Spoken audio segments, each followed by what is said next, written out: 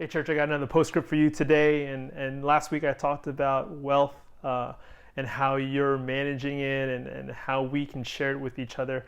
I know during COVID specifically in this pandemic, it's actually one of the things I wanted to talk about today was the follow-up. The sermon was this idea of how are we using our wealth during a time when we think it's so scarce.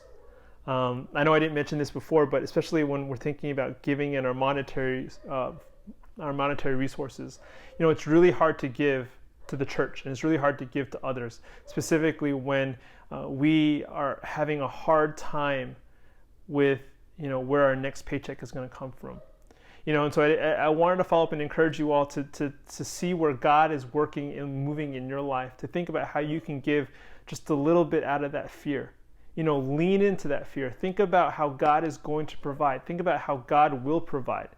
And in the midst of a pandemic, in the midst of where the uncertainty lies, may you think about the wealth that God has given you, not just the money, because I think that's where where we become scared, but think about how God is going to use your wealth to bring glory to his kingdom as you trust him with it.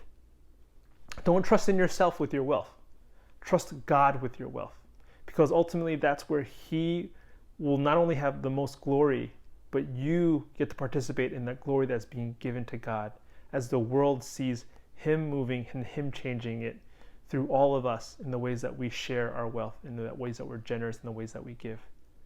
Hope you have a great weekend. Continue to think about how you can share your wealth with others and how you can give it generously. Take care.